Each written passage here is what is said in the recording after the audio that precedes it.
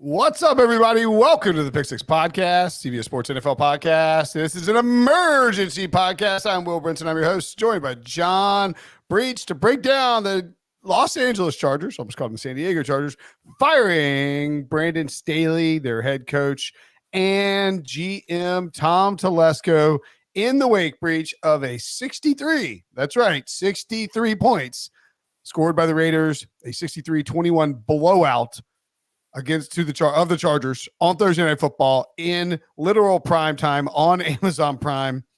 The score at halftime, I believe, was 42-0. The Raiders, Antonio Pierce, according to Kaylee Hartung in an interview, said we're going to keep our foot on the gas, and boy, did they. To the point, John, that Brandon Staley was actually fired by the Chargers on a scale of 1 to 10. How surprised were you that the Chargers fired a coach mid-season for the first time since Kevin Gilbride in 1998? Based on the fact that they are notoriously cheap, I will say if 10 is absolutely shocked that they did this, I was a 2.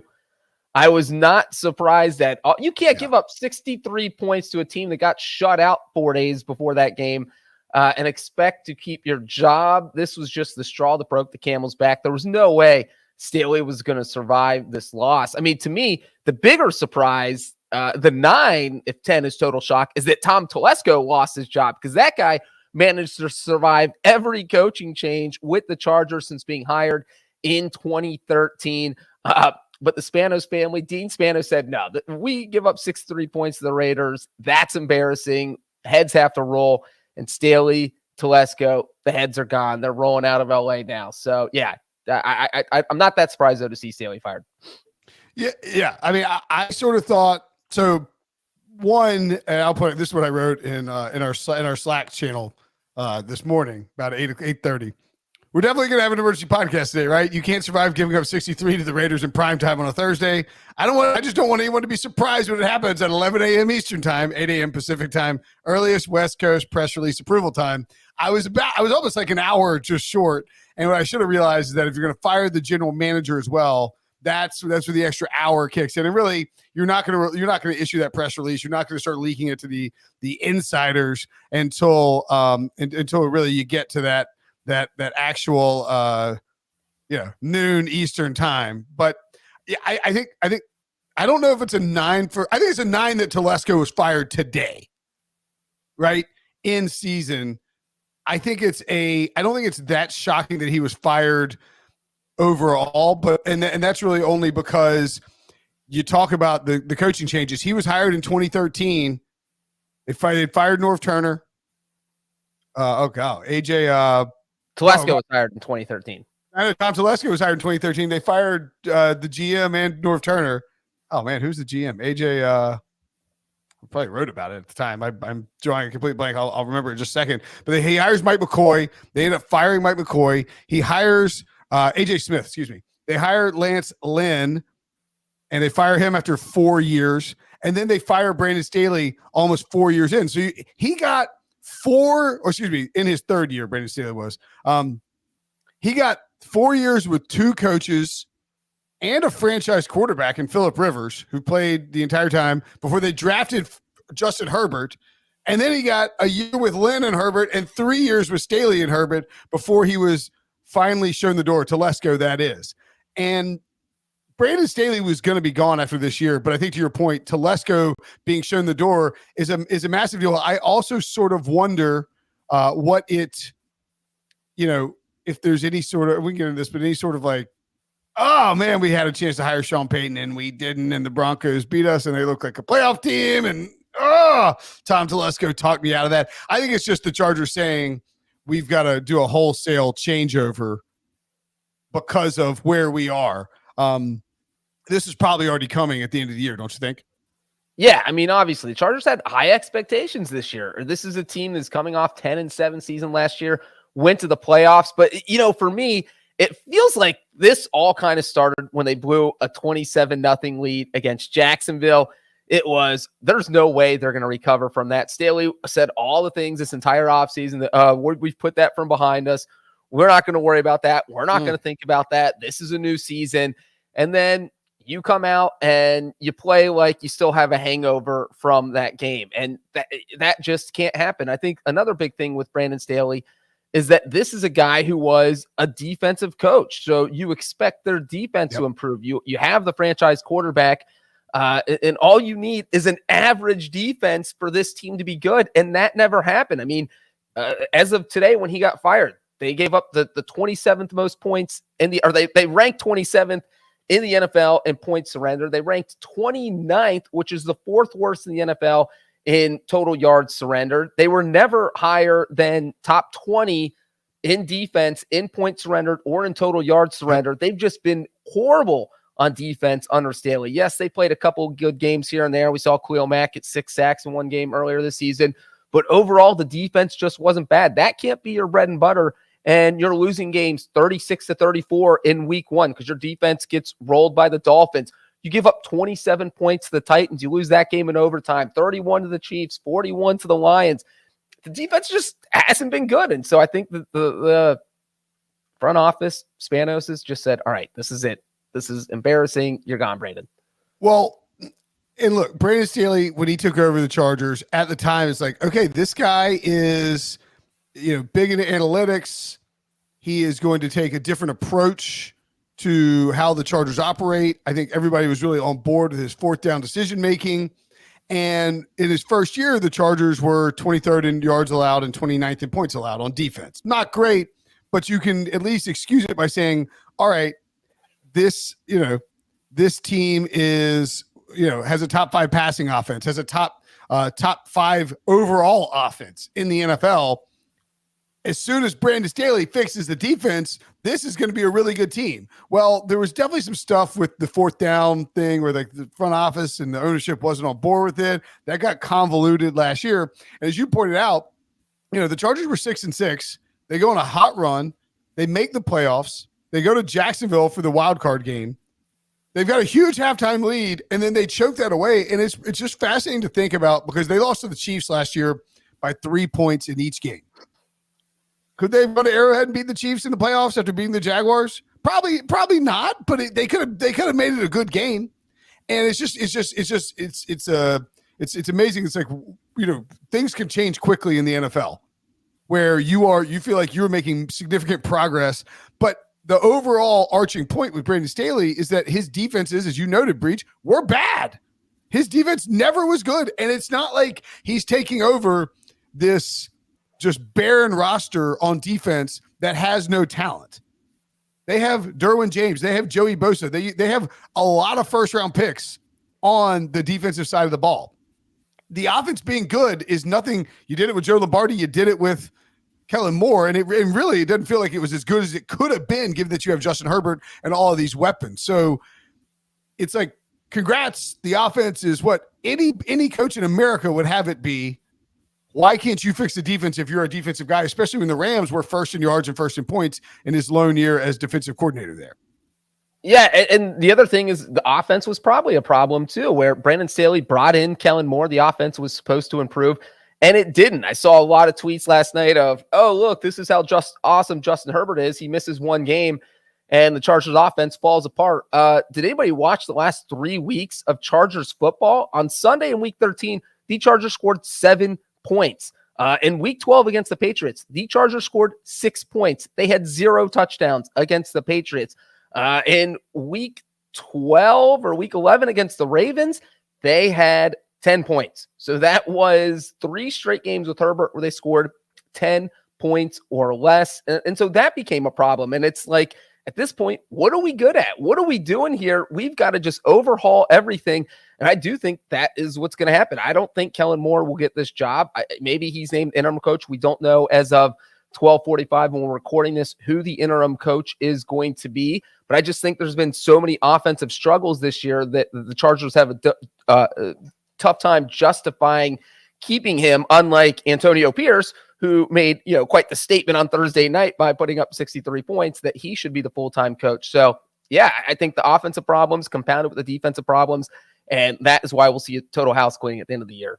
Yeah, it really wasn't, and we talked about this in the past week. It wasn't a matter of could Brandon Staley save his job. The Chargers are what now? 5-9.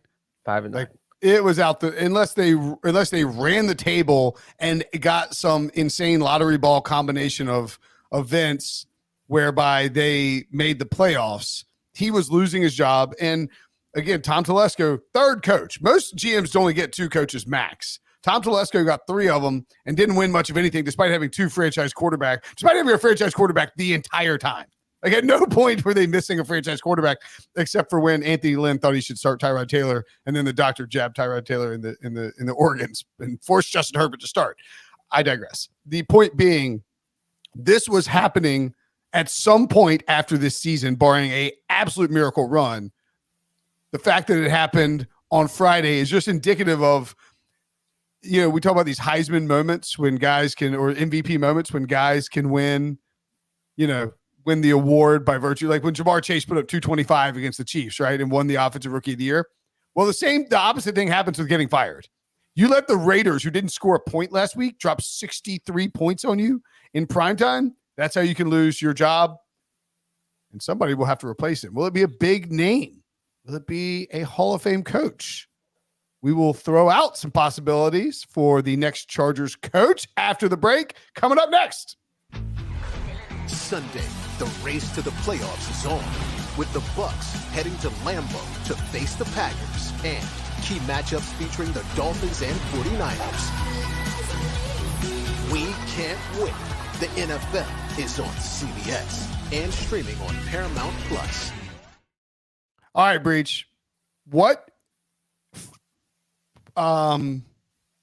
coach of these 2 big names, and these are going to be the big names that get thrown out there. This is by far and away, and that's just saying something considering you're in a division now with Sean Payton and Russell Wilson, who Sean Payton looks like he's got the Broncos going in the right direction, and you're in a division with Patrick Mahomes and Andy Reid, who are going nowhere for a long time. Like 8-4, 8-5 is a down year, whatever they are. This is the most attractive job that's going to be on the market because Justin Herbert has shown all pro capabilities.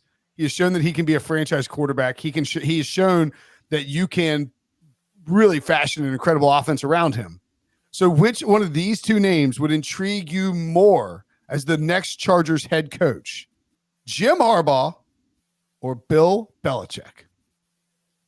For me, the answer is Bill Belichick. And that is the person I am calling right now. If I am Dean Spanos, I am on the phone with Robert Kraft. I am asking him what he wants. I'm telling him we're going to have a top 15 pick this year. You can have that. Just get Bill over here. And look, we know that the writing seems to be on the wall for Belichick in New England. It feels like he is not going to be there in 2024. And we've seen multiple reports suggesting the Patriots probably wouldn't fire him. They would probably trade him. And to me, this is just the perfect landing spot. You're 71 if you're Belichick. You tell the Spanishes, look, 3 years. That's what I got left in me. That's my window. I want to win a Super Bowl in 3 years. I absolutely think we can do that. And I think I've done this comparison earlier this year as far as Belichick jumping to a different team. But for me, it feels like Phil Jackson jumping from the Bulls to the Lakers, where, yeah, did Belichick make some horrible decisions in New England? Yes, but the biggest problem is that they couldn't find a franchise quarterback after he made the decision to move on from Brady. Well, now you have the franchise quarterback. We know that Belichick is probably the best defensive coach in NFL history. He's going to be able to do what Staley couldn't do. And the key here, Brinson, and I think me and you talked about this in the past couple of weeks, was how would Belichick mesh in a system where he doesn't have general managing duties? Well, guess what? He doesn't have to worry about that anymore because there is no general manager in Los Angeles with the Chargers. So I think he would be much more open to taking this job. That's the guy. Well, you think Belichick or Harbaugh? I mean, I think Bill Belichick is going to be the biggest story in the NFL this offseason. Like what happens? He's the greatest coach in professional football history. Although people are like, well, arguably. It's like, shut the F up. Like, he's the greatest coach in NFL history. He won 6 Super Bowls. He's the GOAT. The idea that he would leave New England and go somewhere else is fascinating. It's easily the biggest story of the offseason. And if he goes to the Chargers and gets Justin Herbert and has these players on defense like Khalil Mack and Joey Bosa and Derwin James, Kenneth Murray, although he's struggled some. But I mean, like, yeah, they got players, dude. Asante Samuel Jr. If he gets a hold of that defense, it can flip it around. I mean, Belichick and Andy Reid would go head to head twice a year. Mahomes versus Belichick. Andy Reid versus Belichick twice a year for like the next 3 or 4 years with Justin Herbert on Belichick's side. The possibilities are fascinating. So I'm all for that. The one issue, I guess the one issue I have is would you have to give up something of significance to get him from New England? I think at this point, it's sort of trending in the direction of the Patriots would be more willing to trade. Now, would they want to trade him in the AFC? I don't know. But they're more willing to trade him because then they don't have to fire him and they can move on and start fresh as well. And that would be a better ending. It's either that or like the mutual separation. You can't fire Bill Belichick. I think the really fascinating thing about Jim Harbaugh here is one, the timing of it. So it was going to be a little tricky with Harbaugh because he has playoff games. He has a playoff game against Alabama coming up. Isn't that January 1st? Aren't the playoff games on January 1st? I think they are. So he's got a playoff game on January 1st. And then if he wins, he has the national championship with Michigan. If he loses and the NFL season ends on either December 31st or January, it's over about the same time. In other words, like that timing works out. If he loses to Alabama and Nick Saban, Harbaugh, it would be fairly seamless. What the more interesting thing to me is that this Chargers roster breach, I think, is about the closest thing that we've seen in terms of a roster with no head coach, a vacancy at head coach, and the quality of talent on a roster that we've seen since the 49ers when Harbaugh took over. That team was loaded. Everybody talked about it. They're like, why can't this 49ers team win? Is it like just a curse of the Niners? Like this Niners team can't turn it around. They've got all this talent on defense. They've got all this talent on offense. And then Harbaugh gets in there in year one. They're awesome because he's just a much better coach than Mike Singletary. And you could make the case when you look at this roster. We got the depth chart up here on YouTube, youtube.com/NFL and CBS. Keenan Allen, not a former third round pick, but a first round talent. Rashawn Slater, first round pick. Zion Johnson, first round pick. Gerald Everett, high end free agent signing. Josh Palmer, third round pick. Quentin Johnson, first round pick. Justin Herbert, of course, a first round pick. And then Austin Eckler, maybe his future is up in the air, but I think if Belichick or Harbaugh took over, they'd want him back. And then defensively, Khalil Mack, they trade for him, from Chicago, but he was a former first round pick. Kenneth Murray, first round pick. Eric Kendricks might have been a first round pick with the Vikings. Well, the one thing real quick, Brenton, let me cut in just on the 49ers comparison is that before Harbaugh got hired, the 49ers had 8 straight seasons where they finished 500 or under. They never had a winning record. So like, that, well, you're saying you're comparing the Chargers and 49ers. I think that kind of downplays how bad the 49ers. Right. The coaching job that Harbaugh did once he got hired. Like, totally agree that Harbaugh turned that team around. But yeah, so I think that he would be excellent for this job because I think that's kind of where you're going. Is that it does feel like it feels like if you got one NFL job he's going to take, this would be it. Well, I mean, since 2015. Or if you want to go 2013 when Tom Telesco took over and Mike McCoy was hired, replacing Norv Turner, 9, 9, 4, 5, 9, 12, 5, 7, 9, 10, 5. When you have Phillip Rivers and Justin Herbert, that is really bad. Like you have 2 franchise quarterbacks, both of them were drafted with top 10 picks, and you win 10 or more games twice in 10 years. That's terrible. I know the division's tough, but this is just a thing where if you get the right coach in here, this is a job this thing can flip around overnight in a similar way to the Niners. That's sort of my point. It was like, this is a if you hire Jim Harbaugh and hit in the draft, okay, this will be a team that is like 15-1 to win the Super Bowl at the highest. And to that point, for people who don't have that long of a memory or haven't been following the football for over 10 years, is that Harbaugh got hired by the 49ers in 2011 and they immediately went to 3 straight NFC title games. I mean, that is just unreal for a coach to come in and pull off a turnaround like that. So yeah. And like you said, the timing kind of works out. He was there for 4 years and he went to 3 NFC championship games. Right. And because of all the coaching rules in place, I don't think the Chargers would hire someone probably till late January. So that gives Harbaugh plenty of time to coach in the playoff. And if they win, coach in the national title game, not worry about whether he's going to take the Chargers job. So yeah, I think that's the timing definitely factors into that. Well, and I think too that the Brandon Staley stuff, firing him now, it gives you the opportunity to explore through back channels. Send some feelers. Yeah, put out some feelers. It lets you, and remember, and we talked about this last week, I think it was on the Brady Quinn show, Brady mentioned it, Harbaugh reportedly had a contract extension from Michigan on the table last week. The one stipulation that was holding up the signing of the contract extension was that Harbaugh had to agree not to pursue NFL opportunities this offseason.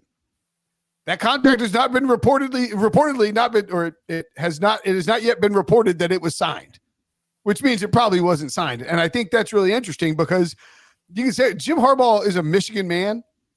At the end of the day, Jim Harbaugh wants to win a Super Bowl. He came tantalizingly close when he took over the Niners. Again, you lose the conference championship your first year by 3 points in an insane game to the eventual Super Bowl champion New York Giants. You win the conference championship your second year, and you lose the Super Bowl to your brother with a chance to win the Super Bowl on a Hail Mary when Breach pulled the plug on Beyonce at halftime. Well, real quick, the NFC title game was actually at that game in 2011 as a fan, and the 49ers fumbled 2 punts in that game. The Giants scored off of both of those, and they won 2017. And then remember, and then the following year, you lose the NFC Championship game when you have the attempted pass to from Colin Kaepernick to Michael Crabtree, and Richard Sherman defends it, and then promptly goes on the tirade to Aaron Andrews in the end zone. So, like, you are this close to being in 3 straight Super Bowls when you take over the 49ers, and the only reason you're fired is because of massive internal infighting between you and the GM, Trip Baalke at the time, also why the Jaguars didn't draft Aiden Hutchinson. Anyway. Real quick, I see a commenter was asking about if it's possible to trade coaches. We saw that with the Broncos and Sean Payton. It's just pretty simple. If a coach is still under contract with another team and another team wants him, they call up, they say, here's some draft picks. The Broncos sent the Saints a first-round pick and a second-round pick. They get Peyton. We saw Bruce Arians traded from the Cardinals. Belichick was traded from the Jets to the Patriots. Belichick was traded. Just going back kind of timely here. We saw Bruce Arians traded 2019, Buccaneers, Cardinals. John Gruden was a big one. Yeah, Bruce Arians retired for a year. He was still under contract with Arizona, but there were no first-round picks involved. It was like I think a couple of fifth-round picks. I always forget about that one. Obviously, John Gruden traded from the Raiders to Tampa Bay. And Belichick that's kind of what we're working with here with Belichick, or with Gruden, because that one worked out right away. Tampa Bay went on to win a Super Bowl. The Bruce Arians trade worked out right away because also Tampa Bay went on to win a Super Bowl. And now here we are talking about possibly trading Belichick. All right. Probably for at least 1 first-round pick. I think I think Belichick might be less than a first-round pick, honestly. 6-time Super Bowl winner. I know, but if the Patriots want to get rid of him and can ship him out for like a second-round pick, I don't know. I mean, we'll see if Kraft wants to play hardball or if he wants to be nice to his coach. You want him six. But Belichick might be like, nah, dude, I want that first-round pick. You have to fire me. Like, you have to fire me, and I'm just gonna sign with the Chargers. Right? Like, yeah. Like, I'm not going anywhere. You can fire, because when Belichick left, that will tell you how good of terms Kraft and Belichick are on, because they should be able to kind of deal that out. That's what I'm saying is, like, of course they're going to want the first round pick, but remember, there's no like GM to really negotiate this, and it'd be the owners talking about it, and you would think Belichick would have to sign off on it. And if Dean Spanish is willing to give up a bunch of first round picks for Belichick, maybe Belichick doesn't want to go work for him. So hey, who knows? It's going to be an interesting one to watch. Some coordinators who we should also consider, I think. You got to think that after going with Anthony Lynn and then going to a defensive coordinator in Brandon Staley, that they are going to go offensive here, because as always, you know, you got the franchise quarterback. Justin Herbert's development is the number one priority for this franchise, and that's reasonable. So some names that I'll throw out, and then I'll say Ben Johnson from the Lions is the most obvious name. He's the hottest candidate. This is why you turn down the Panthers, and all of a sudden you're hot mess again. This is smart move. Turn down the Panthers and go back to Detroit, win a bunch of games, have Jared Goff looking awesome. You're a hot name. Bobby Slowick of the Texans, just because of how good CJ Stroud has been, it would be really surprising if he didn't get a look as well, even though, you know, from the Shanahan tree, even though you don't know exactly what he's going to be as a head coach. And then your boy in Miami, breach? Frank Smith? Yeah. Frank Smith. But he's in Miami. He's with the Dolphins. Well, if you're going to leave the Dolphins, this is the job you would do it for. I think that, I'm saying he's from Miami of Ohio, but is in Miami of Florida right now. so fitting. Why would you leave Miami if you're going from Miami to Miami? I don't know. But yeah, I think this is definitely a job that Frank Smith, Ben Johnson would love to get. And that's the other thing. If you're the Panthers, you are so upset that this Chargers job is open, because what coach or what candidate in their right mind would even want to interview for the Panthers job if they have a chance at getting the Chargers job? Yeah, I think Ben Johnson, Frank Smith, probably the big ones. Maybe you could throw Eric Bieniemy in there just because he's familiar with the division after having been with the Chiefs all those years, and the Commanders' offense hasn't been that bad this year. You know, it would be the most Chargers thing ever, though, would be to hiring Kellen Moore full time.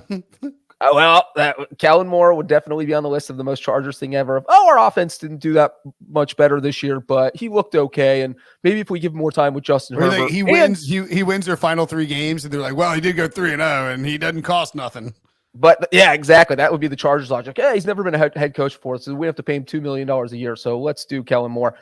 No, also, so either Kellen Moore or Frank Reich, I think, would also be the most Chargers hire ever, where you have kind of a double retread, but I feel like you could justify it just because he failed in Carolina because he didn't have the quarterback he wanted, and he did well in Indy considering the circumstances. They got stuck using 5 different starting quarterbacks in 5 seasons, which is not on him. He's just using the QBs that he's being handed. And when you consider that he was running through Andrew Luck and Matt Ryan and Phillip Rivers and Carson Wentz, that it wasn't that bad. So I could see. How about Frank Reich with Phillip Rivers as his offensive coordinator? I'm kind of kidding. That would be. Rivers coaches football. He coaches high school football. Maybe the Chargers call up old Phil and see if he wants to coach a team. Yeah. So those are some names that they could consider. Obviously, defensive coaches will be involved too. I do think, and I mentioned this earlier, just real quickly to touch on it, there is some FOMO lingering with Sean Payton. Sean Payton, by all accounts, wanted that Chargers job. He wanted to work with Justin Herbert. I think that having to pay Brandon Staley after you fired him and the Chargers being cheap, and also Tom Telesco's influence on ownership is largely what prevented them from really getting into the Sean Payton sweepstakes. And I think Sean Payton would have taken less money to coach the Chargers than he did to coach the Broncos. So I think there's probably some FOMO there for the Chargers. And the other part of that is that maybe you're thinking, well, the Chargers did go 10-7. They made the playoffs. It's hard to justify firing your coach. But This is also Dean Spanos, who fired Marty Schottenheimer after he went 13-3, I think in 2006 or 2007. 2006, when they lost after 2006. He went 14-2 and they fired him. 14-2, yes. So if you can fire your coach after he goes 14-2, you can fire anyone at any time. So the Chargers are just this organization. It's trash. It's been poorly run for quite some time. So this will be a huge. I think they need to hit a home run. You can't go back to the fresh face, no head coaching experience like you did with Staley. Their last 3 coaches were all first-time head coaches, and Mike McCoy, Anthony Lynn, and Brandon Staley. I think Anthony Lynn had been the interim after Rex Ryan got fired at Buffalo, but prior to that was a first-time head coach. I think they have to pony up. But 2006, they went 14-2, had the best, I believe, the best offense and a top 10 defense. They had the Patriots and Tom Brady at home in the divisional round. Marlon McCree intercepts Tom Brady. He's trying to run it back, fumbles, and Tom Brady leads a comeback, and they lose to the Patriots. They fire Marty. They bring in Norv Turner. And then they lost in the conference championship in New England the following year. And Phillip Rivers tore his ACL in the – you know what? I don't know why I'm redoing history. Anyway, the Chargers have had a bad run for a long time. They need to go out and just spend money on a coach and bring in somebody who will get the most out of Justin Herbert, who you just gave a ton of money to. Don't waste his career the way that you wasted Phillip Rivers' career. Chargers, we beg you. Thanks for watching. Brenton, you want to end with a quick bit of trivia? Absolutely. All right, here you go.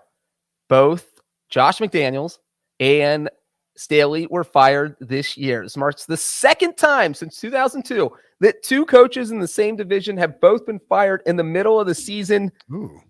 What was the other division and what year? I'm I'll give you one. You could even Google this. I don't think you'll find it in. I'm 10 not seconds. Googling it. I'm not Googling. What? Give me a decade. It was between. It was before. It was not in the past 10 years. It was not in the past 10 years. It was not in the past 10 years. Is it the NFC East? I'll say Wade Phillips and somebody with the Washington Commanders. It is the NFC West. 2008 Rams fired Scott Linehan. 49ers fired Mike Nolan. I've got. Oh, never mind. I was thinking that for some reason I was thinking that that Brandon Staley went to John Carroll University. Did he coach there? Where did he Staley coach? was the defensive coordinator At John Carroll, which is where Josh McDaniels went to college. And just that was the other thing about Staley when he got hired. That was the big question mark, is that you had a guy who literally he got hired by the Chargers in 2021. He had been a Division III defensive coordinator as recently as 2016. So he made the jump from Division III defensive coordinator to NFL head coach in 5 years. And when he was with when he was at John Carroll for a year as the DC, moved to James Madison as the DC, he came back to John Carroll for 2 years as the defensive coordinator. And I believe, and I think he tells a story, he basically went and begged Vic Fangio to work on his team, to work with him. Vic Fangio hired him as the outside linebackers coach for the Bears. He was the outside linebackers coach for 2 years with the Bears. Fangio brought him to the Broncos when he got hired there in 2019, I believe.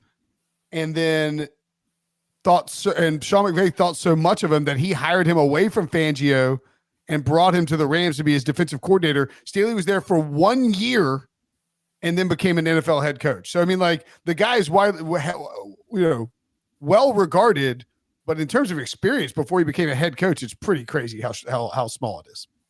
Yep. All right. It is wild. That'll do it for us. Thanks for watching. Thanks for listening. Of course, we'll have much more on the Chargers as we move forward. And of course, Sunday night, recapping week 15 of the NFL season with myself, John Breach, and Ryan Wilson. Make sure to tune in. Hit the like button. Smash that subscribe button. If you're listening to the podcast in audio form, leave a 5-star review. For Breach, I'm Brinson. See you guys later.